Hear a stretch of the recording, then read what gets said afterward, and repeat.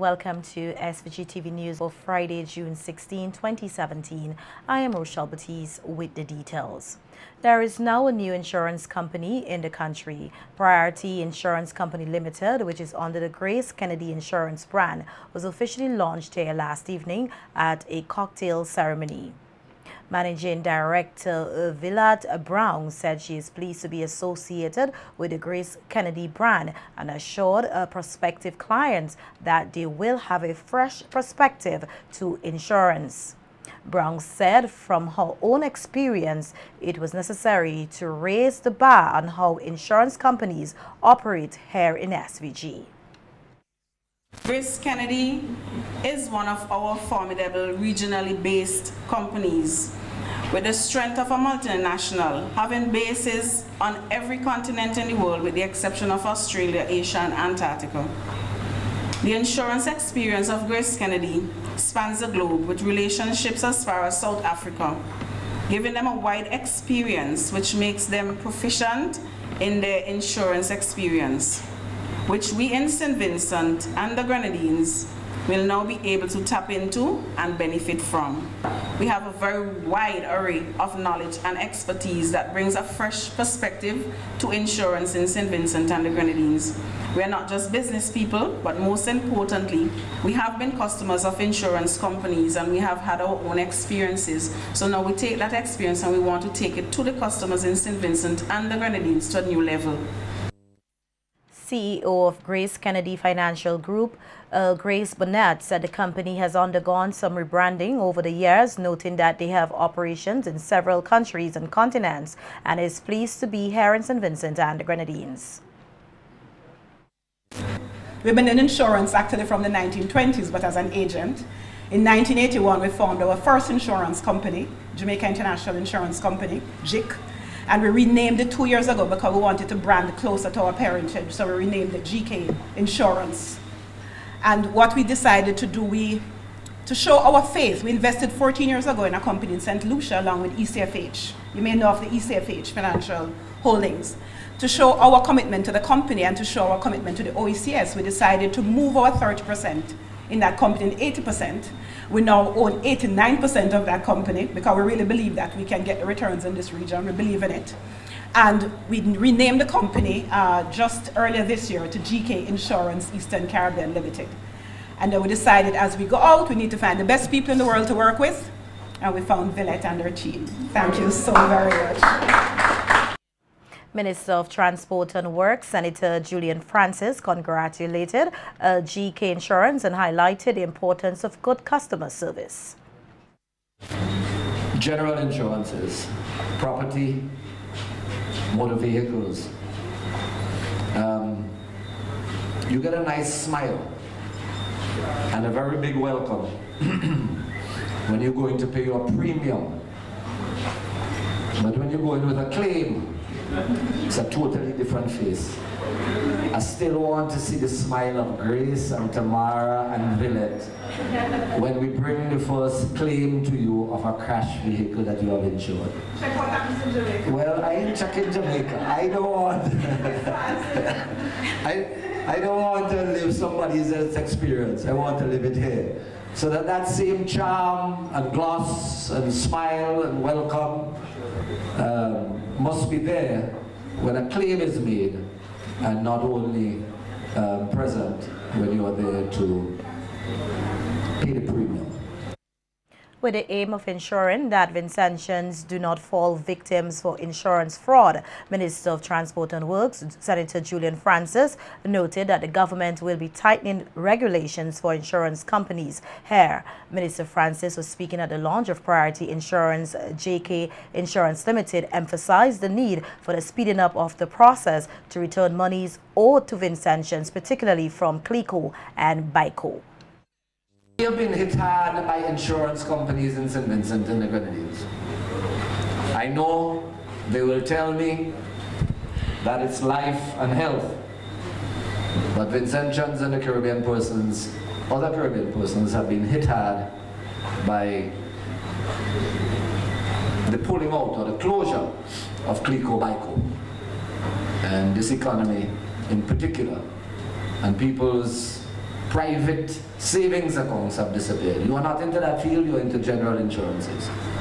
But because of that, naturally, the government has taken the position to tighten up all the regulations on insurance companies, whether general insurance companies or life and health insurance companies, so that you may find that over the next couple of months, you will find the screws tightening a little bit more, because we thought by now we would have been getting back, the people of St. Vincent especially, getting back the monies that we have lost with CLICO and BICO.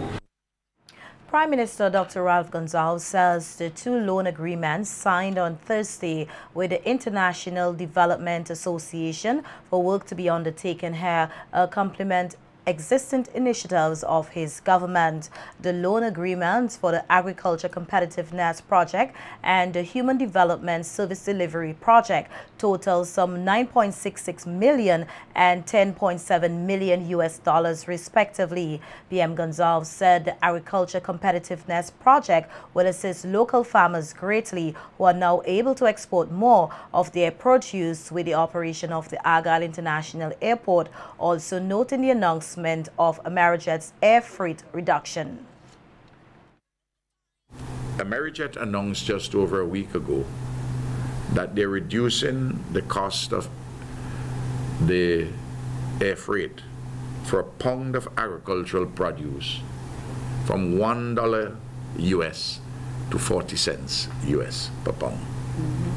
That immediately, the presence of the airport for agricultural competitiveness becomes evident. And of course, the competitiveness in relation to tourism and the like, which is all part of the development plan. And the World Bank is one of the major institutions from which we receive soft loans of a significant kind. The major countries, institutions from which we get our development monies, the World Bank, European Union. Highlighting that the country has made significant advances in education, the Prime Minister stated that the Human Development Service Delivery Project will improve school leadership programs here. Now, take the Human Development Service Delivery. As is well known that we have made enormous advances through our education revolution. But it would be interesting to note that the analysis which has been done is now reflected in further funding for public policy, that we have to have improved school leadership, improve quality teaching, support systems for students in school, allocations for special education, and all of these things are covered in this $10.7 million US dollar project. According to the Prime Minister, the projects come at a time when St. Vincent and the Grenadines is moving ahead with its development. There's a component which is involved in building responsive social protection service delivery systems. All these supporting existing initiatives, like, for instance, the Zero Hunger Trust Fund and the support for students in education. This is an initiative which supplements that overall policy goal for the attainment. Technical and vocational education. You know, we have a technical college here, technical division of our community college. In 2001, you had about 90 students in the technical college, that center of the community college. you now have about 900 students in that alone. Making its first visit to this country, the captain and crew of the Venezuelan naval vessel Simon Bolivar last evening hosted a reception on board the vessel, showcasing various aspects of the Venezuelan culture. The training vessel for the Venezuelan Navy will leave the state tomorrow, Saturday, June 17. But until then, the crew of the Simon Bolivar will participate in a number of activities, including accommodating members of the Vincentian public for tours on the vessel, which should end around 8 this evening. Nikita Tony tells us more about last evening's welcome reception in this report. Known for its projection of the image of Venezuela in all ports of visit, the captain and crew of the Simon Bolivar school vessel held a reception aboard the vessel last evening as part of the activities to mark its inaugural visit to St. Vincent and the Grenadines, which began on Wednesday, June 14th and will culminate on Saturday, June 17th. The Simon Bolivar school vessel is a training vessel for the Venezuelan Navy, which trains cadets and future officers of the Navy. The ship is named after Simon Bolivar, the liberator of Bolivia, Colombia, Peru, Ecuador, and Venezuela. Speaking in his native tongue, Venezuelan ambassador to SVG, Yuri Pimentel, expressed his elation to have welcomed the vessel to St. Vincent and the Grenadines. He noted that the evening's event served as a display of the continued solidarity between Venezuela and St. Vincent and the Grenadines. Embarcación, este buque es un símbolo de la integración, es un símbolo de la amistad entre los pueblos. Y como sabemos, si hay pueblos que han estado integrados y unidos durante muchos años, han sido precisamente los pueblos de Venezuela y San Vicente y las Granadinas. As you know, St. Vincent and the Grenadines and Venezuela are two countries that have been together for a very long time, and it's an emblematic bond that we are creating here through the visit of this training school vessel, which is, again, is emblematic for us in Venezuela. Expressing his gratitude to the government and people of SVG for the continued display of friendship, Captain Commander of the Simon Bolivar, Alfonso Melendez, outlined that they bring the message of solidarity and integration. He added that it was indeed an honor to share the culture of his country, while at the same time experience that of SVG. Que visita por primera vez la bella isla de San Vicente y las Granadinas, un verdadero honor traer el personal o la generación de relevo de los futuros líderes de la Fuerza Armada Nacional Bolivariana.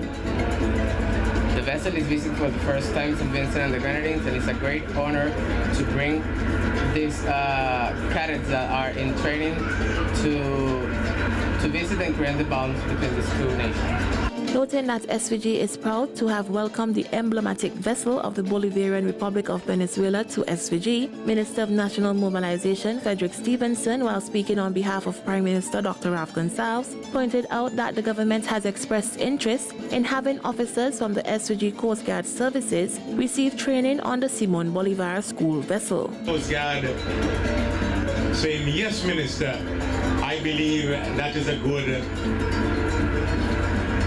gesture, and we'll be very willing to participate in the training activities on board the Simon Bolivar. It's important as we continue to work in relation to search and rescue that our own local personnel are trained in important aspects of maritime. The crew, which includes officers and cadets, has also been engaged in tours in various tourism sites. The vessel will depart Port Kingstown tomorrow, Saturday, June 17th. Nikita Tony reporting for SVG-TV News. In other news, former Prime Minister Sir James Mitchell is calling for an amendment to the law pertaining to burial at sea. Sir James, who highlighted a personal experience of wanting to bury his own mother at sea, but that the law requires him to go 12 miles from shore. He said that during his administration, he was able to amend the law to only 3 miles, but is now requesting of the present administration to make it only 1 mile. We amended the law about burial at sea. And it used to be that you had to bury persons 12 miles from land. That was ridiculous. So we amended the law to 3 miles away from land for a burial at sea. But when I had to execute my mother's wish for burial at sea, and she wanted to do that because she wanted to be with her disappeared husband and disappeared father, I realized that the distance that we have of burial at sea of about 3 miles is quite unnecessary, because the waters around St. Vincent are easily over 2,000 feet. Don't have to go out that far to the depth of the water and probably reduce it to be about a mile from land.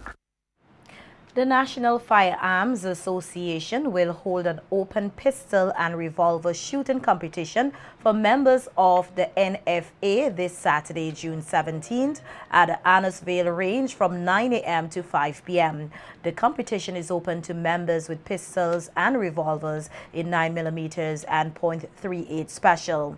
According to the association, persons who are not members of the association may join the NFA for the day but must use their own firearm and bring along a copy of their firearm license with proof of identity, such as a passport or ID card. These will be checked and verified by members of the local constabulary. Each competitor is required to have 50 rounds, and the details of the course of fire will be made available on the day. Competitors are encouraged to take along a belt, holster, and air protection if possible. Some holsters and air muffs will be available for those without. The winner will receive a genuine Glock, a dagger. Last year's winner was pilot Rommel de Freitas. And police here are investigating a killing in the Rose Place Bottomtown area this evening. Information coming to hand is that one person is dead and another injured. We will bring you more on this story as further information comes to hand. As the government continues to enhance the early childhood education subsector, a number of early childhood educators were recognized this week for their contribution, as the Ministry of Education hosted the second annual Early Childhood Education Award and prize-giving ceremony. Noting that the event is meant to officially culminate activities for Child's Month, Senior Education Officer responsible for early childhood education, Gwyneth Cambridge, said the department continues to work feverishly to improve the quality of programs being offered at all 130 early childhood centers across the country. For the past 8 years or so, there has been renewed and increased interest in early childhood education and an acknowledgement of the critical role the preschools and daycare services play in the development of our children socially, emotionally, cognitively, and physically. Quite cognizant that we as a ministry or even as a department cannot do the job of monitoring, supervising, and ensuring that quality services are given. We can't do it alone, and we need you, the practitioners. Cambridge stressed the need for a continuation of the trend to recognize the nation's early childhood educators. Value your input, and we appreciate what you have done.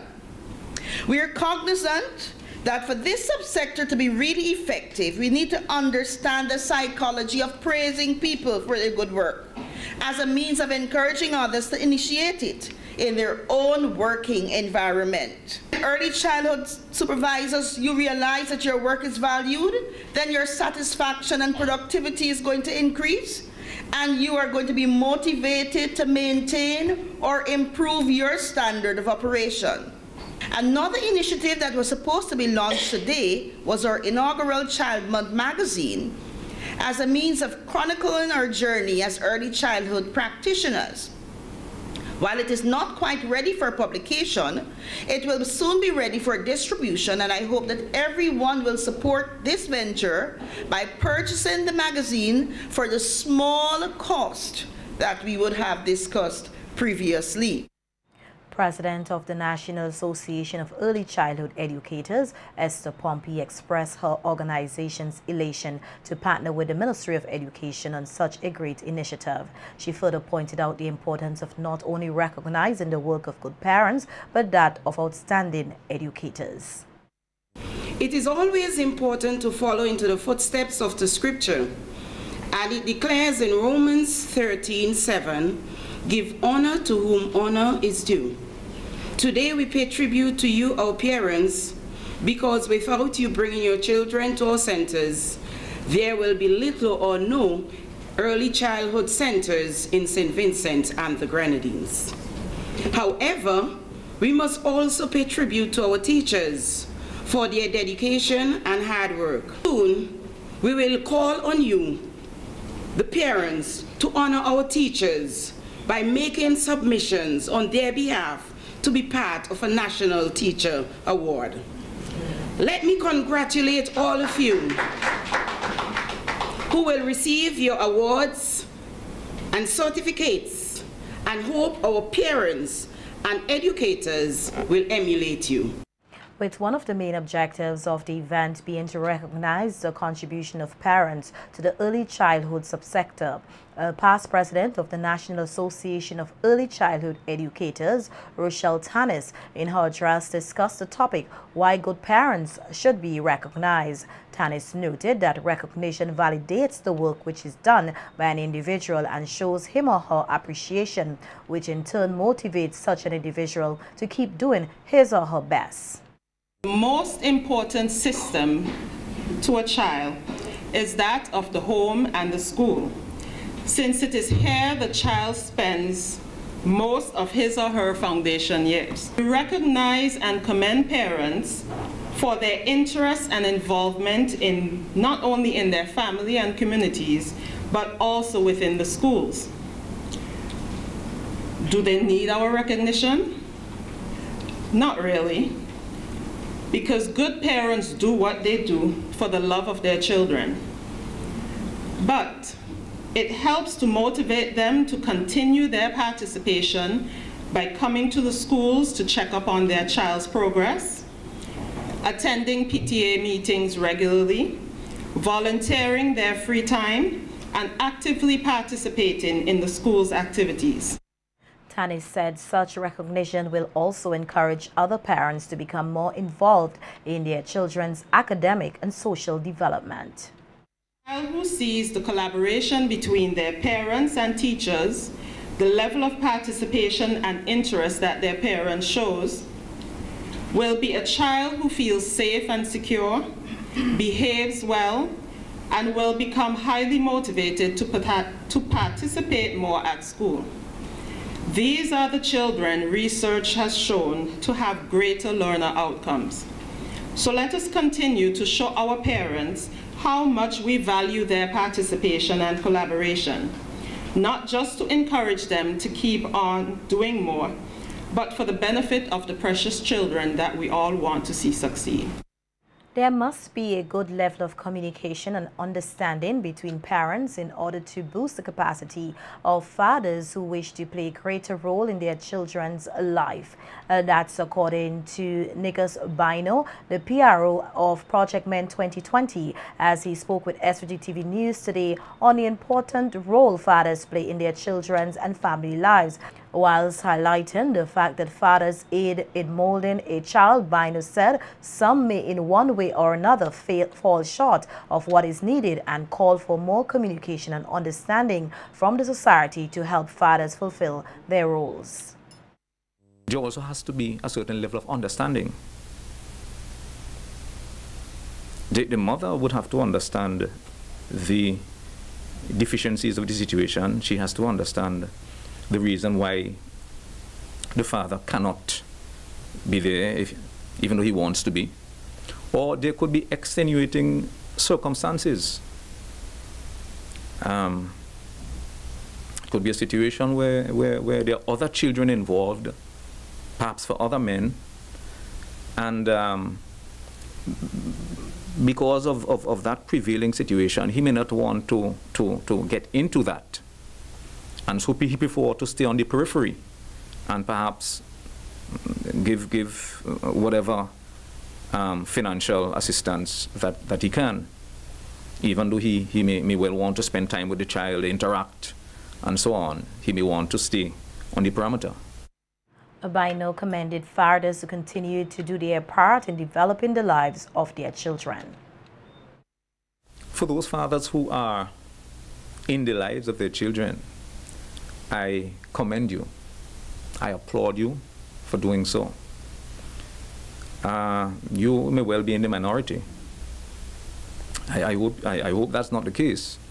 But nonetheless, I doff my hat to you and would want to encourage you to continue. Please continue being in that child's life. Continue to provide the support that is so necessary to the growth and upbringing of this child. Continue to interact with your child. Continue to provide the protection that is so necessary for the proper development of that child. And the Faith Temple Church in New Montrose will on Father's Day stage a special Father-Child Showcase and celebration of fathers at the church. The program will be held under the theme Father as God ordained, and according to the organizers, will add to the celebration of Father's Day to portray fathers positively as God intended, to strengthen the bonds between fathers and children, and to deepen the level of fellowship at the church. The organizers further stated that at tomorrow's event, fathers and their child will make 4 judged appearances, which will include an introductory appearance in which they will demonstrate their level of bonding, a talent appearance in which the father and child will perform together, a church wear appearance where they will model clothes wore to church, and an interview segment when the father and child will answer a biblical question on parenting. There will also be a guest appearance by leading local gospel artist Ronnie Richardson. The Faith Temple Father-Child Showcase is scheduled to begin at 6 p.m. at the church, and the public is being invited to be part of the event.